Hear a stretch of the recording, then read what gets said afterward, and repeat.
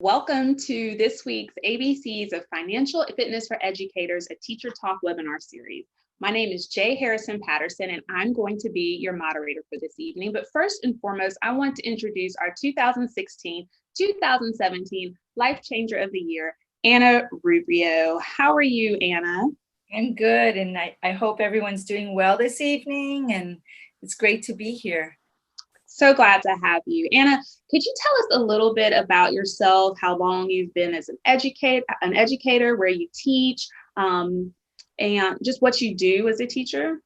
Sure. I live in Miami, Florida, and I've been a teacher for 23 years in a little elementary school called Arlington Heights Elementary. And it's a school. I serve the most vulnerable kids in the city of Miami, and I really enjoy. That's the audience that I love to serve, and I'm dedicated to. Thank you. We really appreciate all that you do. Thank you. At what point during your career did you really start to pay attention to financial planning and financial education? It started when my sons were in high school. I knew that I had to prepare first for them to go to college. Second, I had all my finances were kind of in a bad place. I was not in a good place financially, and I wanted to fix it. I was struggling, and I really had no idea what I was not literate when it came to finances. So I started searching, started asking people, started asking questions. The first thing I did was I changed my financial advisor. I really did my research, and I found a really good one that I felt I could trust and that could answer my questions and that could direct me into really learning how to become more savvy with my finances, because I'm a single woman, and it's up to me to learn. And I've learned that in the United States, about 50% of the population has no idea or has not been taught financial literacy. So I did my homework. Good for you. And we're so glad that you did. And that's just such a beautiful testimony to the power of financial education. Yeah. One question we had for you tonight: how has life's changes, things that have happened throughout your life, affect the way that you handled your retirement savings, your retirement fund? Well, I knew when my sons were older, I was living in an affluent neighborhood, a neighborhood I obviously couldn't afford, but I wanted my sons to be in the good schools. And when my youngest one got into the last year, I decided that I needed to downgrade. And so I sold my condo. You know, when you live in a condo in Miami, there's hurricanes. When you live in a condo, there's assessments, there's HOA fees, and I had to make that change. So I sold my condo, and it was interesting. I found a neighborhood close to a good neighborhood. And my neighborhood, I don't pay half as many taxes. My home is close to everything that I love. I was so afraid of downgrading, going into a neighborhood that perhaps wasn't as good as what I was accustomed to. And it turned out to be even better. It was just a great, great decision. I feel so much better now that I made that choice to go to a home that I can afford. Yeah. How did that affect your retirement savings? That different? Now, before I couldn't save at all. Honestly, I really couldn't. Mhm. Now I'm able to save close to $500-600 a month. That's amazing.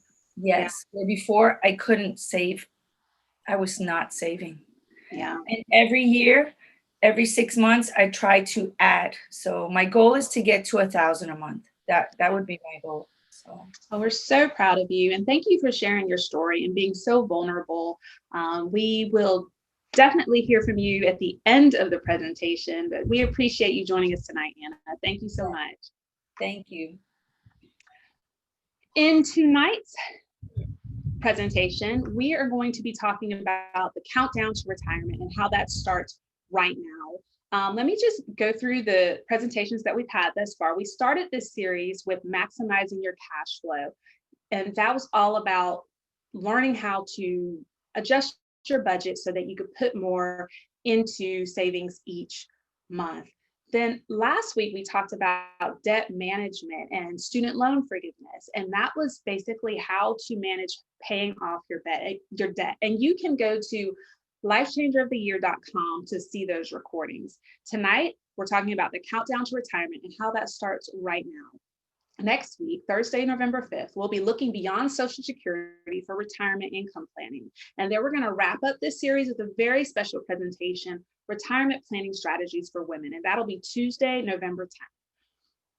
I want to encourage you to stick around to the very, very end, because you will have the opportunity to get answers to your questions live on this broadcast from a certified financial planner and a financial advisor. So you want to stick around to the very, very end. Also, you want to check out Retirement Homeroom. If you just want to know a little bit more and read a little bit more information, you can check out Retirement Homeroom. And that link will be in the chat box, so you can visit at your own speed. And also we will connect you with an agent if you're ready to set up a time to meet with someone to build your financial plan. All those resources are available through this presentation. We're very, very glad you're joining us tonight. At this time, I would like to introduce our expert for the evening. Her name is Rebecca Iacopelli. Rebecca is a certified financial planner, and she's been in finance for 7 years. She's the lead financial planner with her firm, and she's going to lead us through tonight's presentation. Hey, Becky. Jay, thank you so much for having me. We're so glad that you're here. Becky, could you start us out just by telling us, what exactly does the countdown to retirement mean? Wherever you are in your career, you are on the countdown to retirement, whether you're young or old. But it is all about finding the right fit for your plan so you can determine how you can retire on your own terms. So what we're going to do today is go over some ways that you can make adjustments to your plan and overall just make it fit into your life the best way possible. Wonderful. And we're looking forward to that. I'm sure it's going to be a great presentation. But what I would like to do right now is get the audience involved with a poll question. Let me launch this. Let's see. Have your retirement plans changed this year? Obviously, it's been a crazy year. So things have happened to a lot of people. But what have you found, Becky, working with your clients? Yeah, so a lot of people have had some changes this year when it comes to their retirement plan. I've had some people where their spouses have lost a job and they needed to adjust. I've also had situations where people just have gotten married. They've had babies, so good situations as well, not all bad. Oh, yeah, that's true. We're not all talking about doom and gloom and how we've got to make crazy changes. We're talking about normal life changes as well here tonight. And it looks like everyone has answered our poll. So how have your retirement plans changed this year? Looks like, well, yeah, most people haven't been affected this year, and that's wonderful that they haven't changed their plans. But wouldn't you agree, Becky? It's always a good idea to get fresh eyes on your retirement plan. Oh yeah, you should definitely revisit your retirement plan on a frequent basis just to make sure you're keeping up with everything that you should. Absolutely. And with that, Becky, let's get started with tonight's presentation. Yeah, so let's get started with our base case. So here we have Bill and Barb. And right now, what's required for them to meet their goals is around $700,000. But based on their savings right now, they're projected to only have around $400,000. So as we can see, we have a $300,000 shortfall. That's something we're aiming to fix throughout this presentation. So we want to see how we can help them achieve their goals. So we have Bill, he's 42, and Barb, she's 40. Bill's a store manager at Target. He makes $50,000 per year. Barb is a teacher, and she also makes $50,000 per year. She gets a pension. Bill wants to retire at 67, and Barb wants to retire at 55 when her pension starts. Overall, they spend $6,500 per month on their living expenses, and they're looking to spend around $4,000 in retirement after their kids have gone. Right now, they have 2 kids living at home. So what we're going to do for Barb is find a way to come as close as possible as we can to meeting their financial goals by pulling some levers in their financial plan. So how would you work with them to help them reach those goals? So what we want to do is we want to push and pull the levers. So there's different adjustments we can make to a financial plan so that we can make it work for everyone. And one of those is actually spending and saving. So we really want to jump into our budget. And what we can do is lower our expenses so that we can increase the amount we're saving for retirement. Yeah, we discussed in the webinar on cash flow that people are spending more than they make. Yes, that's very true. And I like to always say the key to wealth is spending less than you make. That may sound obvious, but it's very difficult to actually implement.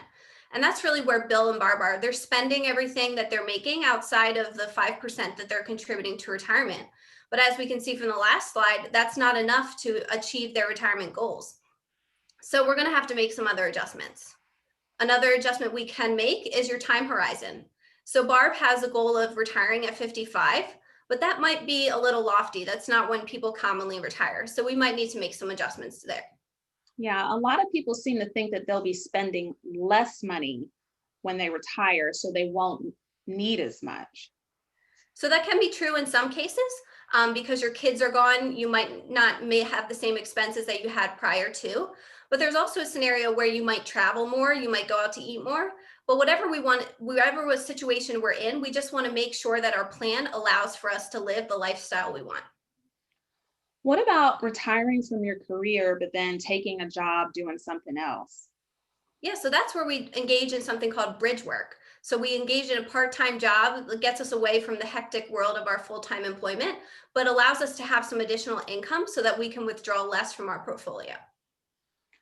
And some people really seem to think that Social Security is going to be enough.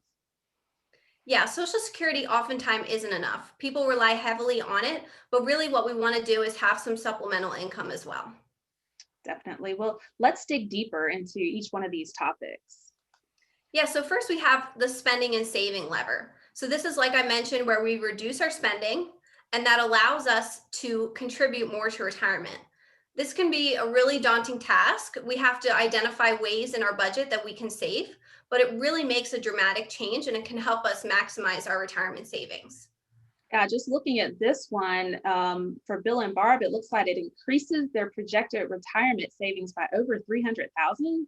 Yeah, it has a dramatic impact. If we can, like in this scenario here, I have them saving an extra $1,000 per month. So that really has a big impact.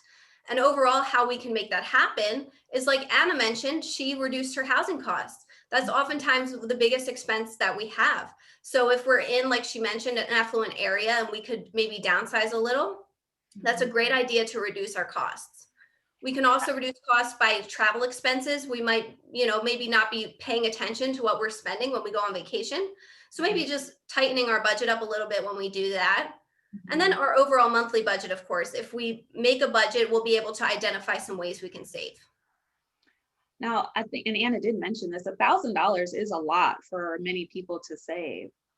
Yeah, it is. So what we want to do is we want to see how we can push and pull the other levers, because $1,000 might be a lot to find in your budget. But what we can do is identify some other ways. And one of those ways is actually our time horizon, like I mentioned before. So here we have Barb retiring at 62 instead of the 55 that she originally planned. And this really reduces the amount that she needs in retirement from 700,000 to 575,000. So working a few extra years can make a big difference in your portfolio. Yeah, I'm sure a lot of people really don't want to delay retirement. Yeah, so I mean, if working a few years extra is going to be the death of you because you can't take it anymore and you need to get out, there are other ways that we can make adjustments. Maybe you adjust by a year or two instead of by a lot like we have here. And then there's just other ways that we can cut back, such as retirement spending. So with our retirement spending, this is different than the spending and saving we have during our working years. This is the expenses that we engage in when we actually are retiring. And here we have Bill and Barb reducing their expenses in retirement by $1,000. And we can see how dramatically this decreases the amount that they need from 700,000 to around 300,000. So it really can delay the amount of money that we need in retirement and help us to save better for our future. And that brings us to a good poll question. Let's ask the audience, how much do you expect to spend in retirement? Zero, and this is monthly, $0 to $2,000, $2 to $4,000, $4,000 to $6,000, or over $6,000. Many people, Becky, want to move to Florida or the mountains or something for retirement. Don't you find Yeah, that? that's actually a great idea. So moving to a lower tax state is something we can do to reduce our expenses. Florida is a great one for that. It's actually a no tax state, so that can really help us out. And like we mentioned before, also downsizing, if we have no more kids in the house, we can adjust our expenses that way. And ultimately, if we've contributed to something like a Roth IRA, that can really lower our taxes during our retirement years. Let's look at the poll results. It looks like everyone's answered. So it looks like the majority of the audience expects to spend between $2,000 and $4,000 a month on retirement. That's a good budget, wouldn't you think? Yeah, that's about the average. So I would recommend that for sure. But I think an important note is a lot of people seem to think of retirement as this extended vacation. Yeah, so there's going to be more cost to that if we do view it that way. A lot of times people end up traveling more, like I mentioned before, so that we just need to prepare for those expenses.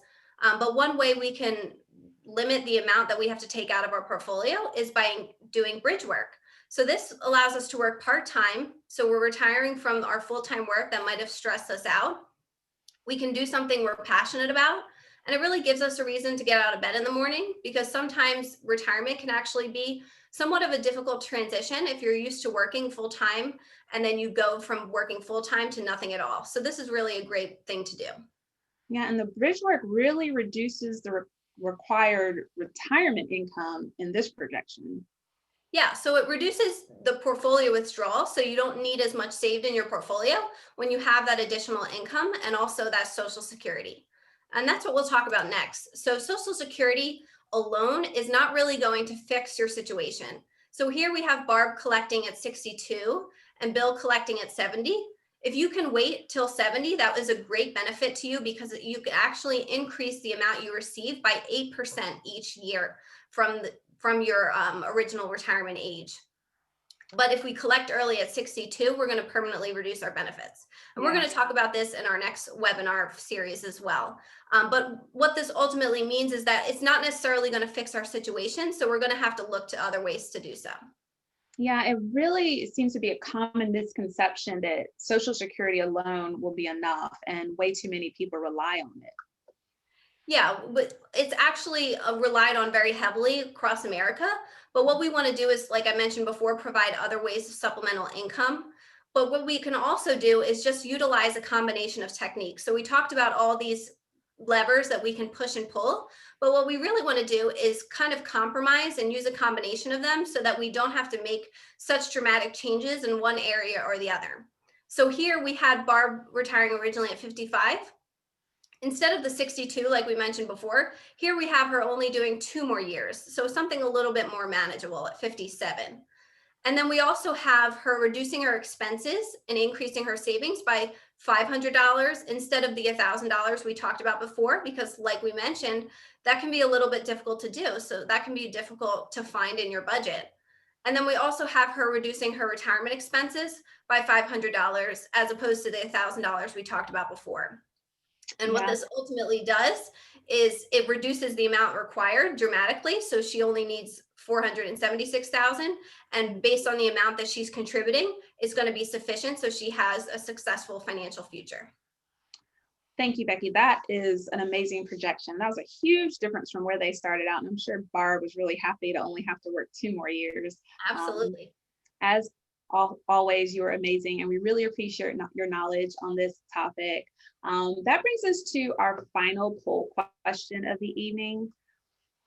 Do you feel as though you're prepared for retirement? Yes, definitely, mostly, but I need a little help. I'll worry about it when it comes closer, or no, I definitely need help.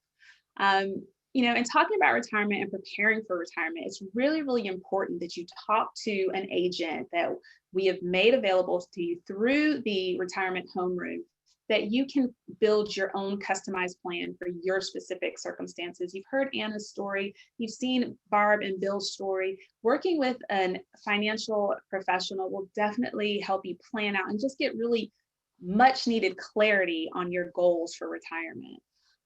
And just looking at the audience results, let's launch those here. It looks like 50%, the majority of the audience really needs some help. And that this is you've come to the right place. You're in the right place to get that kind of help. And that brings us to a very special guest that we have tonight. Sean McGill is here. He's an investment advisor, a financial advisor. He's going to answer all of your questions about investing for retirement. Hi, Sean. Thank you for joining us tonight. Hi, Jay. How are you tonight? I am good. Sean, can you tell us a little bit about yourself and your background working with people in their retirement? Sure. Good evening, Becky. How are you? Hi, great. How are you? I'm doing fantastic. I have been in the industry for close to 30 years, and I started my career working with educators. So I have worked with educators from K through 12 to community colleges and higher education for, like I said, many, many years, more than I'd like to share, actually. But I guess I just did, didn't I? Yeah, you did. Yeah, I did. Yeah, well, it's a special audience and they're very lucky to have you. One thing I want to talk about, Sean, a lot of people think that, oh, I can just be more aggressive with my portfolio and adjust if my retirement income doesn't look like it's going to be enough. What would your advice be to someone that has that mentality? I'd be cautious. I'd be very careful with that. I think what an individual needs to do is find a trusted agent. And I noticed one of the questions in the chat room was, how do I do that? So maybe we can address that a little bit. But find a trusted agent that you can work with that can sit down and really go through a proper risk assessment, because you could be in a situation more aggressive, but you might be in a situation where the market is, maybe at a high, and that can really set you back. So I would challenge everybody to stay within your risk parameters. And again, there's wonderful tools out there that trusted agents have. Absolutely. And again, that's why we're here. That's really the purpose of all of this, is to connect you with someone that can customize a plan specific for your needs. You may think that you can figure it all out, but there's nothing like working with an advisor, an agent, a financial professional to help you as you map out that plan. And with that being said, yes, you are right. We already have questions in the chat room, and don't stop now. If you have any questions about your specific situation, go ahead and pop those in the chat. We have Becky and Sean here to answer all of your questions. So this is an amazing opportunity to connect with a certified financial planner and an investment advisor. And here's a great question. I had not planned to retire, but I did retire on July 1st of this year due to COVID. You never know. I am thankful I had financial planners all along the way who helped me plan. Thank you for providing this service. Thank you, Victoria. And again, that's just another testament to the importance of working with someone on developing your financial plan. Let's see what other questions we have here. Well, here's a good question. I have no idea where to start when choosing a financial planner. I am also at a loss on how to navigate savings. Like, what is the difference between a Roth IRA? What is compound interest? Should I invest in stocks, etc.? So overwhelming. Becky, maybe could you take the first part of that? Let's just break it up. Where does the person start when choosing a financial planner? Yeah, well, starting with your financial agent and NLG will be a great benefit to you. They can walk you through your retirement and also provide some services that would be beneficial for your financial plan. And overall, you can, look up some reviews on Google and find out some good financial planners as well. Yes, and the link is right there in the chat box. You can have a financial professional contact you at the site. It's www.nationallife.com/have-an-agent-contact-you. So have an agent contact you is that website. All right, another great question that we have here is, how do you know what you're going to make during bridge work? Becky, you want to take that one? Yeah, so with this plan, I actually planned just half of our income. So you can set a goal amount that you want to be able to save, and then from there, make it so that when you do retire, you can meet that goal. Yes, very good answer. Thank you. Great question. Here's another question. Is it better to contribute to a traditional or a Roth IRA? Sean, what do you think? Well, I think a lot has to do with your tax bracket. It has to do with your age. And so I think I'll defer to Becky on her expertise. Yeah, so if your taxes are higher now than they will be in retirement, you should contribute to a traditional IRA and take the tax break now. But if your taxes will be higher in retirement, then it's best to contribute to a Roth so that you have tax-free distributions in retirement. That answers the other question we had a little bit further as well. But overall, it's best to speak with your agent and your tax accountant to best determine, of course, your personal situation. Yes, absolutely. Again, you can connect with an agent right there at the link in the chat box, and that will set you up with a partner to help you develop your own customized financial plan. Here's another good question. We talked about healthcare a little bit earlier. What do I do about health insurance if I retire early? Becky, could you answer that one? Yeah, so you can actually, if you work 30 hours, which is part-time still, but it qualifies you for health insurance through your employer. That's one option. Option number two, you can get it through the marketplace that's available now. And then also you can just wait to retire until you're 65, and that way you qualify for Medicare. Great answer and good information. Sean, could you answer what changes would you recommend to my portfolio if it looks as though we're coming up short for retirement? Again, I think that you need to sit down with a trusted agent and work through a really good portfolio risk analysis, because you don't want to put yourself out there when you simply couldn't handle that risk level. So that, again, there's wonderful tools out there that you can walk through that can tell you exactly where you fall in the risk parameter. Because again, you want to be able to sleep at night. You don't want to put yourself out there where you're so risky on a portfolio that if something happens with the market and you find yourself down, a certain percentage, that you're playing catch up and you find yourself in a miserable situation. There is a psychology, of course, to investing too, and you've got to be aware of that. So I again tell people, look, work with some of those push and pull levers that Becky was talking about, rather than just trying to catch up by getting more aggressive in a portfolio. Yeah. And Becky, I know you talked some about adjusting your portfolio over time as your clients age, right? Yeah, so you reduce your equity exposure as you get older, because you don't, like Sean mentioned, want to be too aggressive in your portfolio. So adjusting that over time with age is really important, and that's why revisiting your financial plan and your portfolio is of utmost importance. Yes, absolutely. Great question. And Jay, what we do see is that people have a tendency when they are older to want to get more aggressive, to feel like that's right. One way to catch up. Right. And we talked about that a little bit earlier. That's probably not the best strategy, right? It's always best to plan ahead, and that's why we're having these so that you can set that plan in motion. I cannot say it enough. If you'd like to connect with an agent, the link is right there in the chat box, and someone will reach out to you to discuss all of the concepts that we're talking about tonight. It looks like we have one more question. Again, it goes to medical costs. Don't medical expenses increase as you get older, Becky? Yeah, so they can, but there's actually a Vanguard study out there that talks about the fact that your expenses are reduced as you grow older just because of life circumstances. As your health expenses also increase at the same time, it ends up evening out a bit. But it, of course, also depends on your particular health issues. So if you have a history of health problems, you definitely want to plan for that in retirement and make sure you're saving enough. Wonderful. Thank you for that answer. And thank you both, Sean and Becky, for joining us tonight. We really appreciate your expertise and for sharing that with us all. And I want to thank the audience for joining us.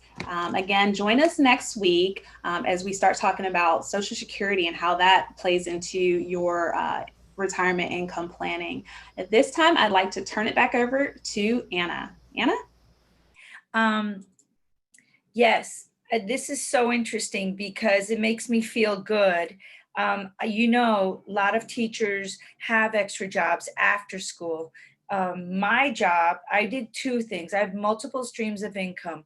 My first income, of course, is my education job, but I also am a certified USA swimming coach at the University of Miami after school. And When I purchased my new home, I had a little apartment in the back and I turned that into an Airbnb. So I don't even have to do too much work for that. The more multiple streams of income that you have, the better you'll be, the better you'll be able to target your retirement or put into your 403b, your retirement fund, and you'll just feel a lot better. It was such a pleasure being with you all here today. I love educating teachers like myself. I just wish the best for us, for all of us. The more literate we become with finances, the better we're going to be when we retire. So we put so much into our kids. It's time to take care of ourselves. Love you guys. Stay safe. Wear your masks. Hope to see you next week.